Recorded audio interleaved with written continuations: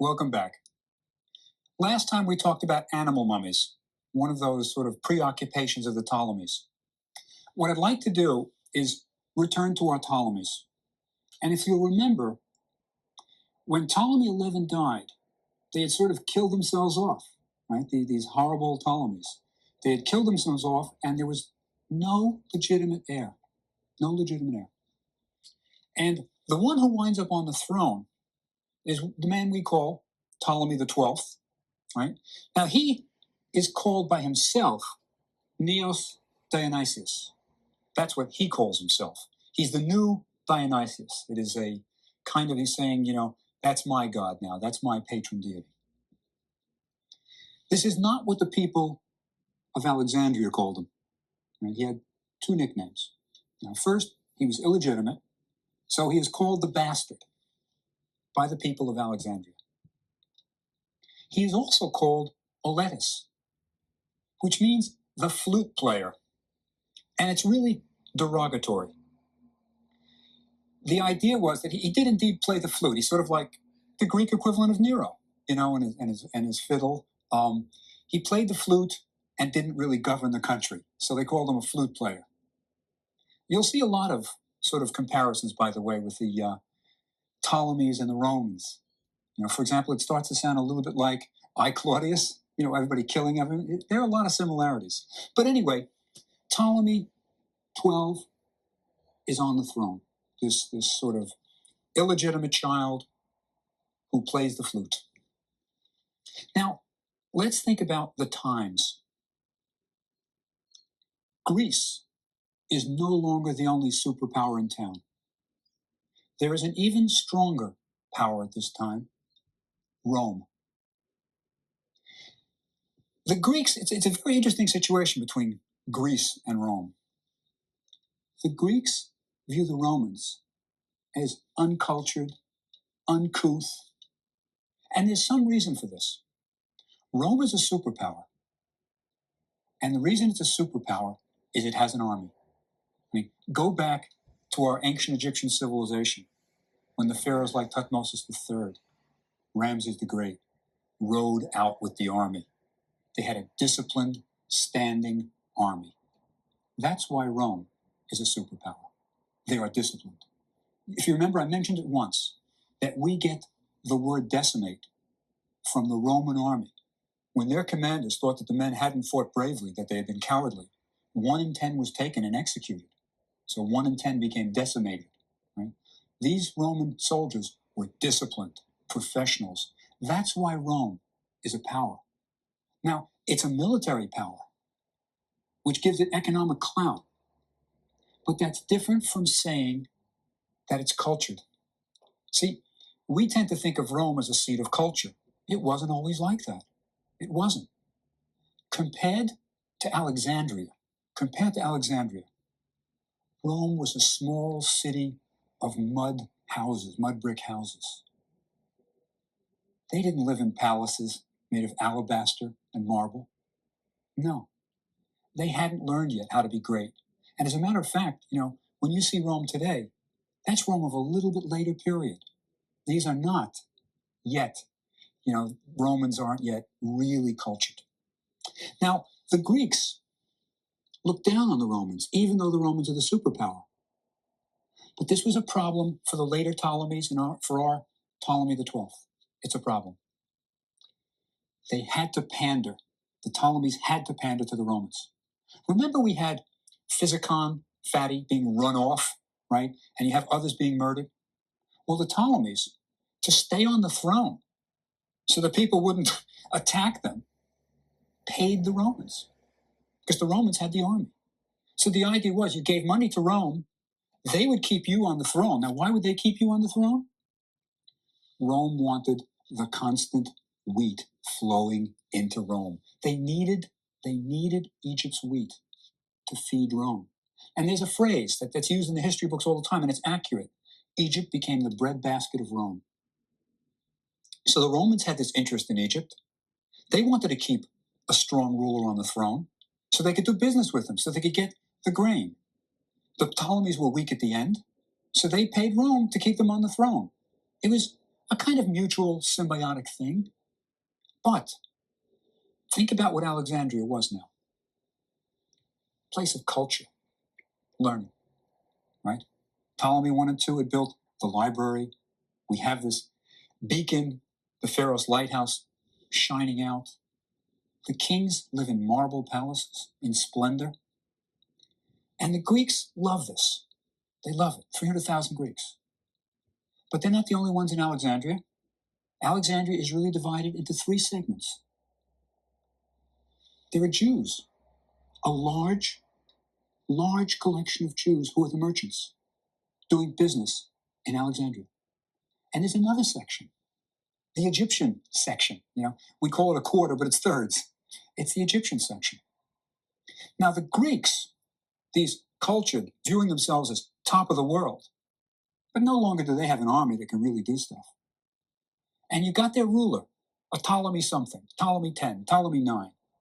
And that ruler is pandering to these boorish Romans.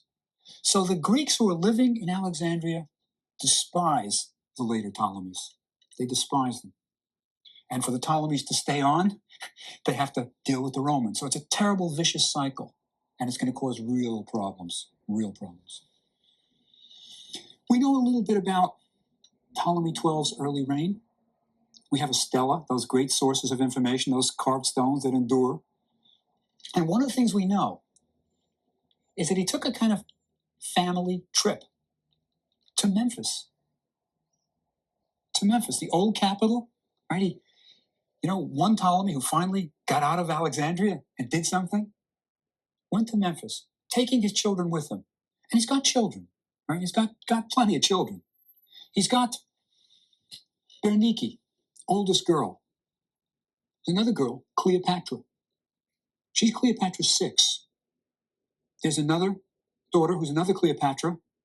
That's Cleopatra 7. That's our Cleopatra. That's Elizabeth Taylor. That's the one who becomes the famous Cleopatra. And there are 2 half-brothers, 2 Ptolemies. And Cleopatra has a younger sister, Arsinoe. So it's a busy household. The palace is full.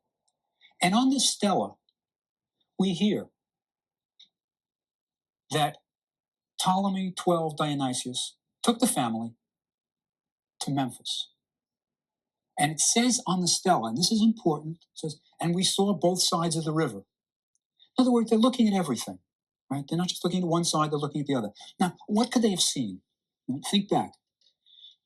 What do you think would have been the main attraction around Memphis if you're going on a sort of royal tour? And imagine the Clintons going on a tour of someplace. What would they have been shown?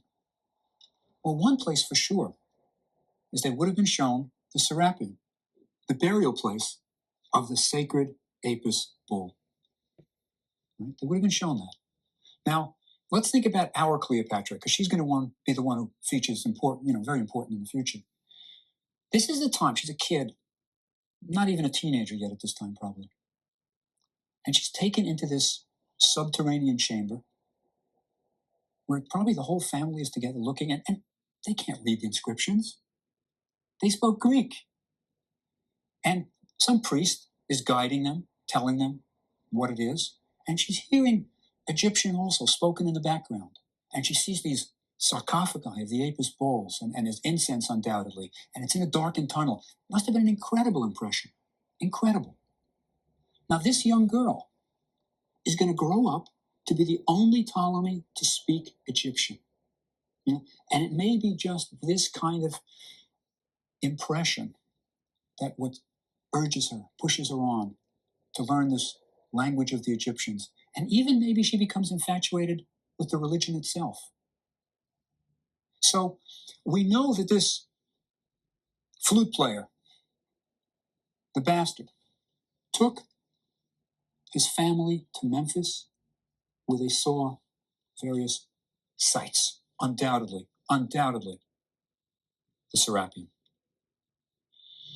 Now, Rome, the superpower, is a republic, right? They don't have kings. Rome doesn't have kings now. They are ruled by a senate, a large Senate. It's a representative government, at least in principle. But now we get a new invention of the Roman government, the triumvirate. The Roman government invents the triumvirate. It's a panel of three men who are really ruling Rome, right? Crassus, Pompey, and Caesar. So we've got three men ruling Rome.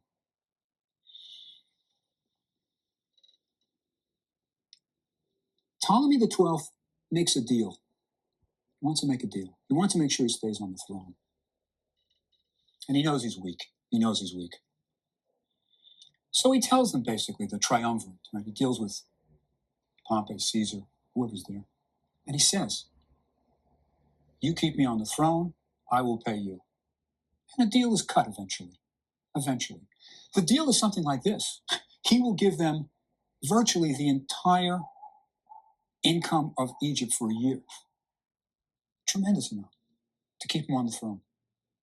Now, when he goes back, right, remember the Greeks hate the Romans, don't like their ruler pandering to Rome. He's got to raise taxes. He's got to pay the debt. So he raises taxes, thereby infuriating the Greeks.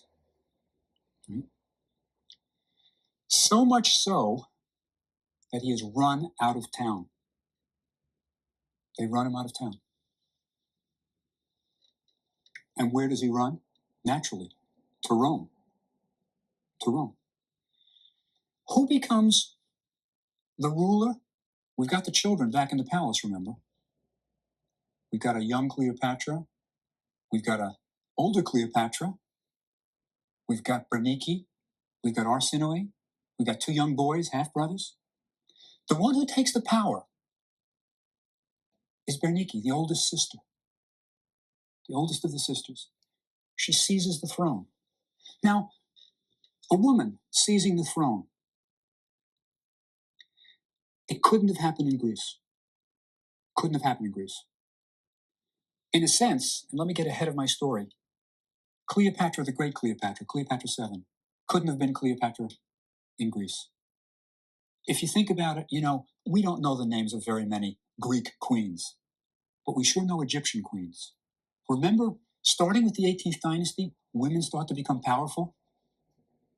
Right? We don't hear about women much in the Middle Kingdom, the Old Kingdom. But in the 18th dynasty, we get somebody like Hatshepsut becoming king. We get Queen Tai influencing her son. We get powerful women. This is an Egyptian phenomenon. Egyptian. And remember, perhaps the most powerful of all of the gods, in a sense, is Isis. She's the one who interacts and has the power, and she's the goddess of magic. So when a Greek woman seizes the throne in Egypt, there is a precedent. We've got strong women, and that's something that you will see in the future. Bernice takes the throne. Now, what I wonder about, and I'm always thinking about Cleopatra 7, my Cleopatra, because she's the really interesting one, as you'll see. What is she thinking at this point? She's living in the palace with two older sisters. Bernice has seized the throne. Got two younger brothers there too. Got a younger sister, Arsinoe. What's she thinking? Well, one of the things I think she's thinking is, am I going to stay alive? Because we know that the Ptolemies have this horrible history of killing their brothers, sisters, mothers, everybody. And she, in a sense, is a threat to the throne just because she's royal and just because she's alive. Bernice is on the throne, but she doesn't have a husband. And the Ptolemies required that they come in pairs. It was a tradition. Usually you married your sister. She needs a husband. It's required. She marries a cousin, right? He's boorish. Marries him, though, and has him strangled the next week, right? It doesn't last long. But Bernice's pretty strong. And she's something to be reckoned with. Anyway, she finds a husband, a friend of hers, literally a friend, and marries him. And now we have a royal couple. So now there's Bernike ruling with her friend as her husband. What's going to happen? Cleopatra at this time, teenager. What was her life like? Right? She's worried, of course. But also remember, she's growing up in luxury. She's living in a palace, probably the greatest building on earth right now. And you know what she had access to? The library at Alexandria. The library. So as a child, undoubtedly, she goes to the library and she's interacting with scholars. We know, I mean, there's a tradition, shouldn't say we know, but there's a tradition that sometimes she was at the side of her father, Oletus the flute player, when he greeted ambassadors, and that she would see what was going around at the palace, and she would sometimes be allowed perhaps to greet them in their own language. She was learning languages as a child. So she goes to the library. Now, what can she read in the library? What's there? Well, one of the things that I always think about, we do not know exactly what she read. We have no record whatsoever of any specific work that she read as a child. But I would bet anything she read Herodotus. Our Herodotus, who was there around 450 BC, a Greek who wrote in Greek. And she read Herodotus, and she read the history of Egypt. And she knew that this was a great history. This was going to influence her, because she was going to become, in a sense, an Egyptian again. But we've got her sister on the throne. Sister's on the throne. Pompey's one, Crassus is second, and Caesar's the third. And he's going to bribe anybody he can talk to keep on the throne. What does Ptolemy the 12th say? He says, I'll give you money. You're going to keep me on the throne, but you're not going to get paid unless I stay on the throne. So it's a kind of logic that works. Rome isn't going to get this great bakshish, as we say in the Middle East, unless they keep him on the throne. And they're going to keep him on the throne. So they send troops back to Alexandria. And you know who goes with those troops? Mark Antony, head of the cavalry. And there's a battle. Bernike on the throne has picked a strong husband. He marches out to fight the forces of Rome and is killed. He's killed. And one of the signs that Antony is a good man is that Oletus, the flute player, who is now back in Egypt and on the throne, wants to let the body rot on the battlefield. Let it rot. That's what he tells him. Now, this is the worst thing that a Greek can do to a Greek. The worst. It was always a point of honor, if you could, to bring back the body. I mean, there was even a great Spartan saying, you said to Greek soldiers when they went out, come back with your shield or on it. Right? Not only being brave, but you're going to come back and your fellow army men were going to carry you on your shield. Right? So he's willing to let the body rot. Right? But Antony won't permit this. This is a noble man. He's an army man, and he understands such things.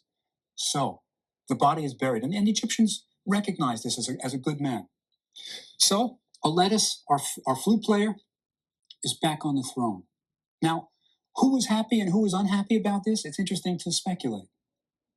Well, certainly unhappy is Bernike, right? He has her executed. His daughter, who seized the throne, is viewed as a traitor. The husband's out of the way now. And I think one of the people who must have been happy was Cleopatra. Cleopatra 7, our Cleopatra. What about Cleopatra's sister? Remember she had an older sister named Cleopatra? Well, I ask you the question, I don't really have an answer. She disappears right at the time of Bernike becoming queen. The general assumption is Bernike had her killed. So now we've just got Cleopatra in the palace with her younger sister Arsinoe and the two boys, two Ptolemies, those half-brothers. Oletus is back on the throne. Right? The Greek population of Alexandria can't be too happy about this, but they can't do anything about it either. There are a couple of interesting consequences of this action. One is we now have Roman troops stationed in Alexandria. Roman troops. And you know, they're pretty happy about it. This is pretty good lodgings. You know, they've got good food. They've never seen a city like this. Alexandria is the greatest city in the world. And there are ships coming, there's things going on. So they're pretty happy to stay put. They don't want to get out in the grubby warfare and fight. No, they don't want that. That's one consequence. Roman troops in Alexandria. Oletus uses them carefully. He's no longer the flute player. I think he knows his days are numbered. And he becomes a serious ruler. He's fighting to stay alive. That's what he's doing, fighting to stay alive. So he keeps an eye on the troops, keeps them under his thumb. The other thing Oletus does, Ptolemy 12, he starts building temples, right? I think he's feeling, this may be my last hurrah. And he builds on an interesting site, Philae Island. Philae Island. Now, Philae Island, if you'll remember, is an island near Aswan, the southern border of Egypt. And if you go back just a few lectures, one of the last native rulers of Egypt, Nectanebo I, right? Remember Nectanebo I? Built a kiosk on Philae Island. This is where the Ptolemies chose to build, on Philae Island. I think there's one reason is it's an available piece of land. There wasn't a lot of temples there, right? Wasn't a lot of temples. But also, you know, Greeks always liked water, and this is an island. It's not an Egyptian kind of mentality that builds on an island. It's a Greek mentality, and these are Greeks. And in a sense, Philae is the Karnak temple of the Ptolemies. In other words, remember how at Karnak temple in Thebes, one pharaoh after another added a temple, added a temple, added a temple? This is their Karnak temple. One Ptolemy after the other builds on Philae. Now, there's several unusual things about Philae. One that always strikes me, you know, it is, many people say, it is the most beautiful temple in Egypt. Many people feel that. And it's not just the setting, it's really exquisite. And one thing it shows is that bad people can do good things. You know, it's a beautiful temple. Another amazing thing about it is that it works. What I mean is, when you visit Philae Temple, it just seems like a beautiful temple. But it was built piecemeal. One guy adding something, one guy adding something. It's surprising, but it works. It's dedicated primarily to the goddess Isis. And Isis, during the Ptolemaic time, during these Ptolemies, is rising. Her stock is going up. She is by far the most important goddess in Egypt now. She is considered the wife of Serapis. Remember Serapis, the manufactured god of the Ptolemies? The one who looks like Zeus with a basket of produce on his head? She is the wife. And Serapis is less important than Isis. We hear more about Isis because she interacts with the daily people. She is the goddess to whom you prayed if you wanted something. She is the nurturer. So these Ptolemies are building temples on Philae. And Oletus, Ptolemy 12, his swan song, he builds on Philae, dedicating to Isis. Philae, by the way, is one of the temples which was moved when the Aswan Dam was built. Now, remember that the Nile flows from south to north. And when the dam was built at Aswan, the water behind it backed up, forming Lake Nasser, the largest man-made body in the world. Right? This is the 1960s it was begun. And what that meant was temples were going to be flooded, submerged forever as the waters back up, submerged forever beneath the waters of Lake Nasser. UNESCO started a major project to save the monuments of Nubia, as it was called. And what various countries did was they each almost adopted a temple. And different engineers came with different plans to move temples. For example, if you'll remember from Ramses the Great, I mentioned briefly that Abu Simbel was moved. Ramses' great temple was cut in blocks and moved to a higher part of the island, right, of the mainland, higher. Philae, the entire island, had to be moved. every temple on that island had to be moved to a different island. Now, think about how you're going to do that. The waters of the Nile, by the way, when they come to the conclusion they've got to move the whole temple, are rising. They only had a few years before this thing was going to go under forever. Forever. There were plans, by the way, not to move this Ptolemaic complex. What they were thinking of doing is building a cofferdam, sinking pilings right into the Nile, all around it, so it would be protected from the rising waters. That was rejected. Eventually, a cofferdam had to be built just to save it while they were moving it. But it was finally decided that they would move Philae Temple to a nearby island, higher up. There's a higher island, and the entire temple was dismantled. Blocks were numbered. And this, by the way, was a wonderful chance for archaeologists. For the first time in history, we could see all 6 sides of a block. And you might say, well, what do you learn by looking at the underside of a block? The answer is, you see the workman's marks. You see quarry marks. You see arrows saying this way. You learn how it's tied together. You learn that there were mistakes. Not only that, you learn that some of these blocks were reused. Some Ptolemies took them from previous temples, took the carved side, put it down, and then carved their inscription on the uncarved side. So it was a boon to archaeologists to be able to move an entire temple. And for we in America, by the way, if you want to see a temple, a Nubian temple, one that was south of the Aswan Dam, go to the Metropolitan Museum of Art in New York. There is a small temple called the Temple of Dender. It's not Dendera. People often confuse it. Dender is a much smaller temple of a late period, even after our Ptolemies, just after. It's a Roman period. But this was given to the United States because of our effort in saving the other Nubian monuments. So, Philae is totally dismantled and reassembled on a higher island. This is one thing, just one thing, that Ptolemy XII is doing in the last years of his reign. Another thing that he's doing is planning for his death. He's in his 50s, early 50s, right? But he's not going to last very long. And I think he knows it. And he leaves a will for the administration of Egypt.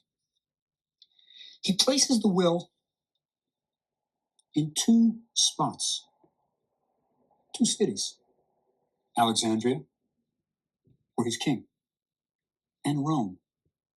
He is so indebted to Rome that he has to make sure that they will approve of his choice of successor, that they will approve of what will happen after his death. This, I think, by the way, is one of the reasons why the Romans were so willing to march with Mark Antony to Alexandria and put him back on the throne. Berenike picked the husband without asking Rome, right? She was going to do it on her own. She's a Greek. These Romans are upstarts.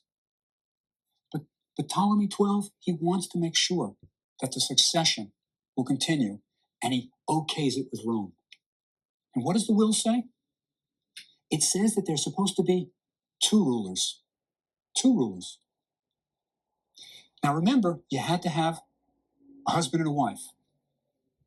And the Ptolemaic tradition was, it's a brother and sister, like Isis and Osiris. And in Ptolemy's will, he says, the female ruler should be my eldest daughter. Now, it's the oldest daughter who's left. Remember, Berenike, he's killed. Cleopatra VI has been killed by Berenike to get her out of the way. The oldest of the 2 daughters, the older of the 2 daughters, is Cleopatra VII, our Cleopatra. And she is to rule with her younger brother, who will become Ptolemy XIII, on the throne with her. This is Ptolemy's will, and this is what's going to happen. And next time we will see what happens to Egypt when Cleopatra finally sits on the throne.